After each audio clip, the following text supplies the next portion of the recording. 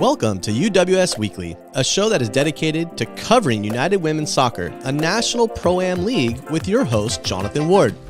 Each and every week, we will highlight players, supporters, and staff of the clubs we all pride ourselves to support in North America. The UWS is a league that is committed to advancing women's soccer.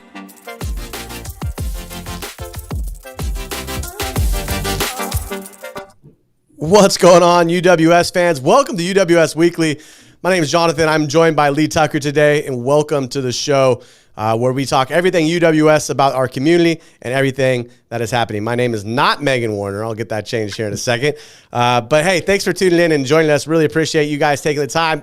Joining me tonight, Calgary Foothills head coach for UWS and Foothills Girls Academy manager, Lee Tucker. Lee, thanks so much for taking the time to join me tonight, man. How are you? Yeah, I'm good, Jonathan. Thanks for having me back. Much appreciated. Hey, you know, it's actually it's a year. I think it's exactly 1 year since the last time you were on, right before the season started, and we had a lot of hopes, dreams, and aspirations for 2021, and COVID kind of hit Canada, and the rest is history at that point. But hey, Coach, thanks for taking the time to join me. Regardless, appreciate it. Yeah, all good. Again, good to be back, and I'm glad that I could increase the ratings for you on the show. You're welcome. Hey, you know, I appreciate that because the last gentleman I had on from the Calgary area kind of made it a little less. I think no shots there to Troy, but hey, I know he's paying attention because he sees the Dino gear on. Yeah. But hey, Coach, let's get into it. Let's talk a little bit about the culture of Foothills. You guys have been a club that has been in UWS for quite a while now. Yeah. What's the culture like? How are people? How is the transition? What are we seeing in the club as it relates to advancing women's soccer and the likes? Yeah, do you know what? When I thought about last year in particular, not just from a UWS perspective, from a club perspective, the culture piece is key, and it's really what carried us through. You know, the COVID piece hit obviously and hit everyone. From our point of view, we were like, we've got to keep going, and we've got to keep working for our kids essentially. So we plowed on through. As a staff, we got together, we delivered our program regardless, and because of that, we're in a stronger position now. I feel, not just culturally, but also from a participation point of view. So, you know, that's the sort of youth side of things. From a UWS perspective, we identify culture as being the key part to our on-field performances last season. As you know, it was challenging for everyone to try and bring players in, and we had players that were coming and then couldn't, and we didn't know if we were playing, then we were, and travel or not, and so on and so forth. So what we identified very early on was that it was really key for us that we got people that fitted our culture, and that enabled us to go and perform the way we did last summer. Well, you guys performed really well. I think it was probably one of the more competitive sides, you know, with Blue Heat, Calgary, Impact, Congo. I feel like the conference really started to kind of, you know, it's like the Pac-12 conference in college football, where the Pac-12 conference essentially evens each other out and nobody makes it to the college football playoff. But you guys, in essence, I think this was a conference that has a lot of opportunity heading into 2022. What are your thoughts on that? Yeah, spot on. It's historically, we would always feel being the strongest conference. Certainly in the last few seasons, you're getting national finalists and obviously winners from Santa Clarita last year. But just in terms of the quality of organizations on and off the field, you know, even St. Albert last year, the first season in there, and we knew they were going to be a competitive team, of course, with our relationship with Troy. But the game day event that he put on was fantastic. We had to then travel into the States and play Santa Clarita and Utah, which brings its own challenges. But it's always been a very, very competitive conference. And as we know, it's got stronger with the latest additions. So the challenge remains. But, you know, from a club perspective, that's something that really does motivate us to do well this summer. Yeah, there's a lot to look forward to with LA SC, Los Angeles Soccer Club, and newly announced FC Arizona joining the mix. How does that kind of play into your guys' thought process, not knowing the two newer clubs, and how do you prepare for those two going into the season? I think just by the nature of geography as such, we know where they're positioned, and let's face it, it's a fantastic part of the world for soccer and producing soccer players. We were just chatting earlier about more players that have gone from UWS to NWSL today. So we know that the teams are going to be strong. We know we have to prepare in the right way, and we will. And when we go down there, we'll be well prepared, and we'll have a plan, and we'll work to that plan to get the results we need. And then obviously when we play here, we'll have another plan, and we'll work to the results that we need to get at that point. So it's exciting, yes, challenging, but that's what we want to be doing. That's the level we want to be playing at. Well, Coach, the mission last year obviously was to play good soccer, play well throughout the course of the year. But the club itself has its own mission. What's kind of the mission for the club, and what's the mission heading into 2022? Yeah, I mean, we define ours in a simple sort of vision statement, which applies throughout the club, which is, and has remained for the last few years, which is to change the landscape of Canadian soccer. We have, here where I'm sort of sat here now, this is our own $11 million indoor training facility, 11v11 field, sports science department, video analysis. Everything is here. It's a professional environment. So, we've always had that vision, and we continue to work towards that. I think what's next for us, as you'll be privy to as such, we want to bring professional soccer to Calgary, and we hope that that's going to happen in the next year or two. And, we're having conversations along those lines. And again, we're doing everything we can to put those steps in place to have a professional playing environment over the next sort of 12 to 24 months. Coach, you brought something up about sports, having some sports entity, whether it's med or sports science in the building. Does that also involve a sports psychologist of sorts or anything like that may help with on the field, off the field players that they may need assistance with? Yeah, we do that for our players as well. So even all the way from the youth level, we work with the Canadian Mental Health Association with our youth players, and they'll deliver seminars for our players throughout the season. And then we will also bring in mental performance coaches as well for then as the players get a little bit older and the competition turns into more sort of professional levels. So yeah, it's a big part of what we do, and we would feel that it's given us some of those gains over the last few seasons.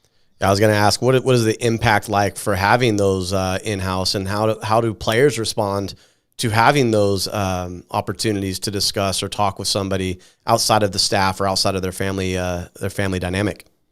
It's key, and again, the COVID situation, so many different ways that it impacted so many different people, and that was whether it was children or coaches, parents, etc. So to be able to provide those types of resources, it is so important. The mental health aspect for everybody, it's key. And again, from performance-based, it allows us to get some marginal gains. From our own sort of personal sort of perspective, it enables you to manage different situations maybe better, if that's the right way to put it, and be a more effective role model or support network for those people around you. So heading into 2021, you want to give us a recap of what you thought the season was like for you guys, and maybe give us some insight into adjustments in heading into 2022 without really talking much about it? Yeah, yeah, we don't want to give too much away. Not too much of that secret. Yeah, I think there were three things for me last year, which were opportunity, challenge, and benefit were the words that I sort of worked towards. And I think what happened was, again, partially because of the situation, but we knew the situation, and again, we had strategies in place to manage that and work through that. But it provided opportunities, and what was great about that was, from our point of view on the field, we were able to provide opportunities for more of our young players coming through our academy system. The sort of byproduct was then that they actually got, or two of them got recognized by Canada Soccer. So they were able then to make their way into that national setup through our program, which, essentially that's what we want to be able to do. We're trying to produce players for Canada, and obviously for professional environments. And as I said earlier, we just want that professional environment here, so we don't have to send players away.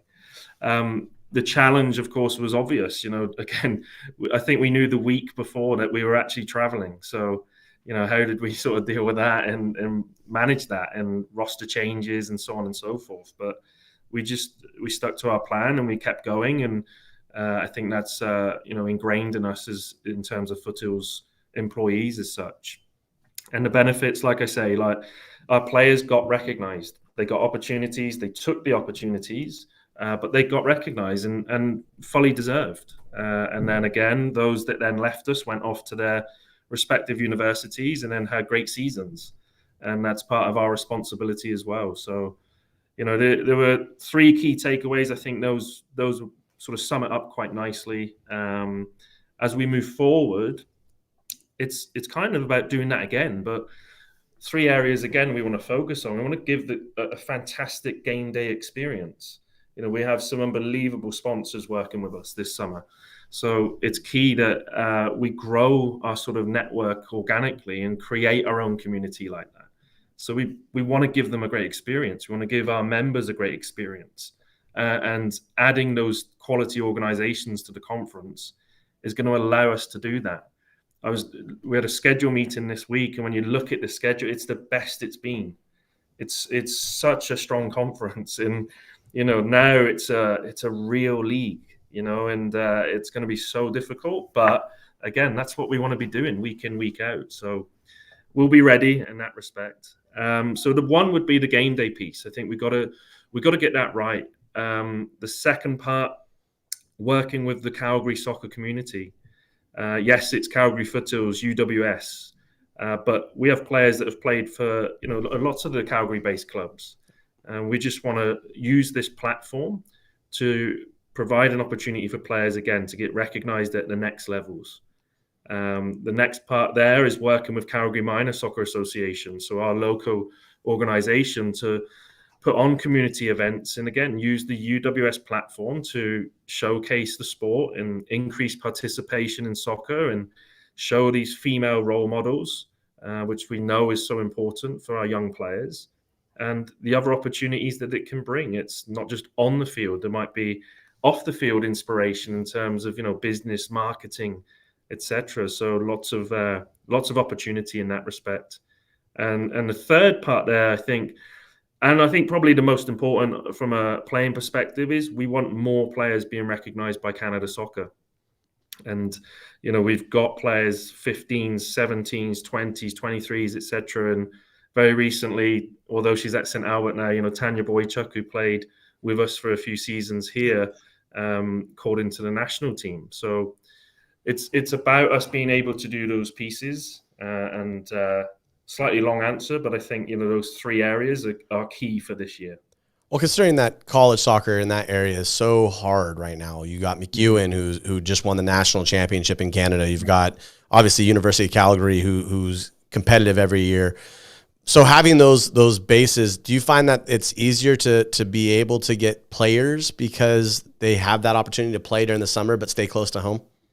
Well, I think what you see is with the emergence of St Albert is there's a core group there that are more, I would say, Grant McEwen based. Obviously, Dean is the head coach there and done awesome winning the national championship last year. And we may have one or two of the Calgary-based girls that are with that group that come out with us this season. So that's exciting. They'll be on a high.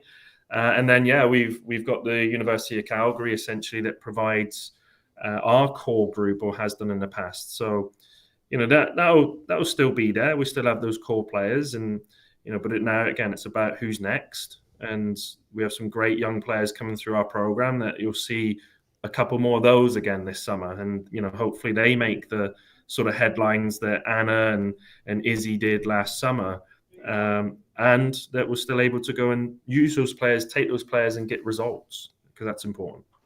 Coach, just a couple of weeks ago, we had the AGM in Kansas City. You obviously were not able to attend due to travel restrictions. But what did you take away from that meeting? I think you kind of touched on it as it relates to the pro entity, but what were some of the things that you took away from that meeting? That's it. There's an opportunity coming up. Just to reiterate, we want to bring professional soccer to Calgary, and as a club, we've always, pride ourselves, on being first. We want to be the first professional team in Calgary, in Canada. So our focus very much so is on doing the work to enable us to do that. And, at some point, again, in the next 12, hopefully 12 months, maybe 12 to 24 months, we will be able to do that. And it's something that we're building towards. All of our young players, have been told about this, that this is our focus, this is our aim. And we've got a very realistic goal in terms of bringing a professional team to this football club.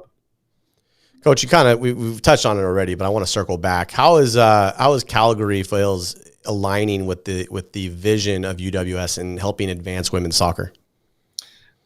Well, I think when you look at the pathway that we have from grassroots, so I think we have over sort of 3,000 members in our grassroots numbers. Indoor soccer, because we have our 2 seasons here, we're at record numbers.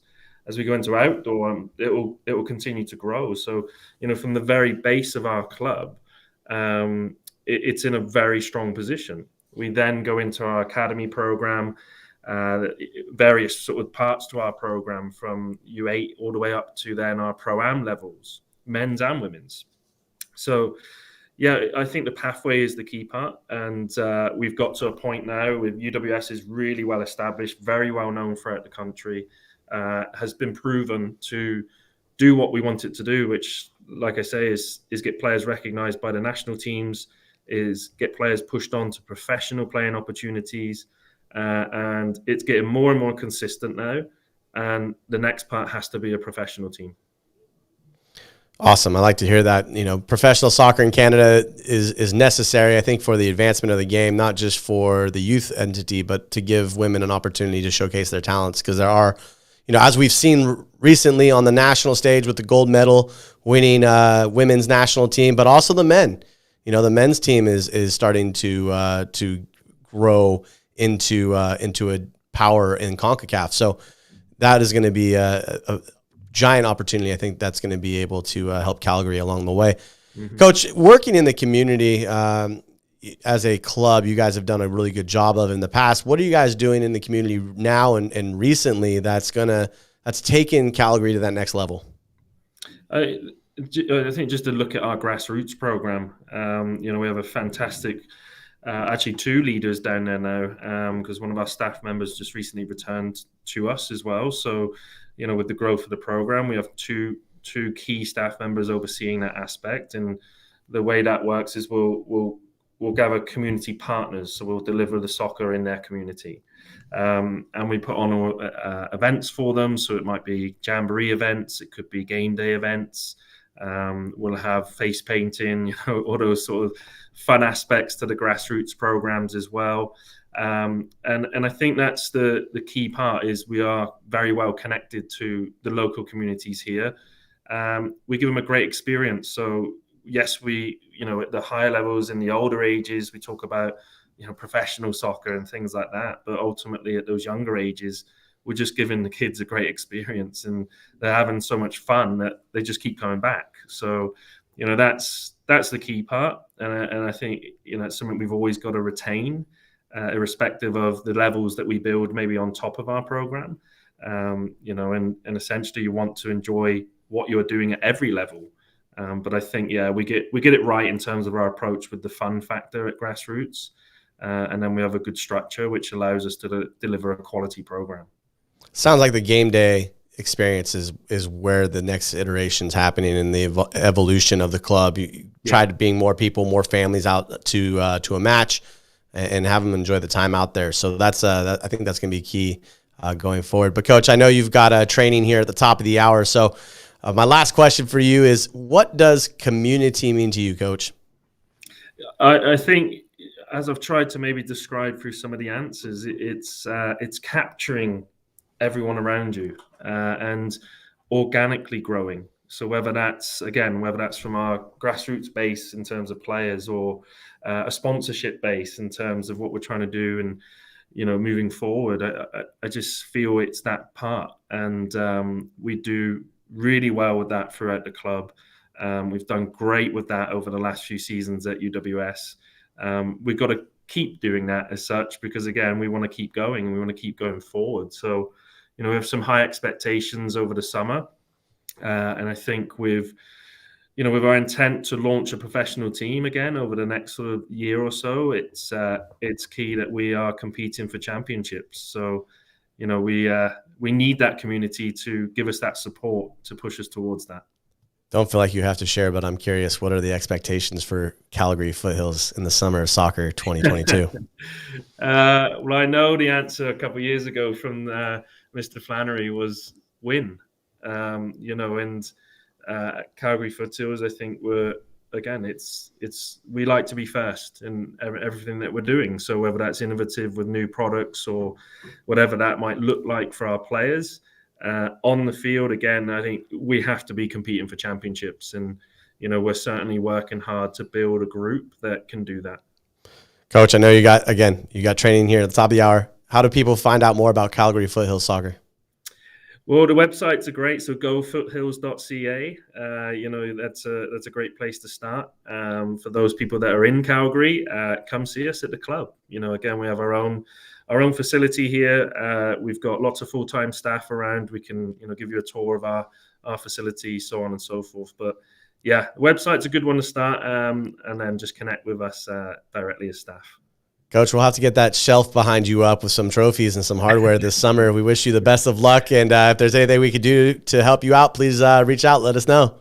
Thanks, Jonathan. Take care. Awesome, Coach. Thank you so much for taking the time. Thank you. Hey, thanks for everybody taking the time to join us this evening for UWS Weekly. Hey, check our social media accounts, UWS League 1 and League 2. You can check everything out there. Our Cup of Tea as well. But hey, join us next Thursday. Actually, you know what? No, next Wednesday, Our Cup of Tea. Make sure you guys tune in for their show. I think they have an interview coming up. We'll find out more this week as their social media gets released. And then check out past shows as well for Our Cup of Tea and UWS Weekly. If you have any questions or have any comments on how to make this show better, please make sure to let us know via the direct messages on Instagram and on Twitter. We'll be more than happy to acknowledge, answer, and get into dialogue with you. Until next time, everybody, cheers and have a great rest of the evening. And hey, it's Super Bowl weekend. Have some fun, everybody. Talk to you soon.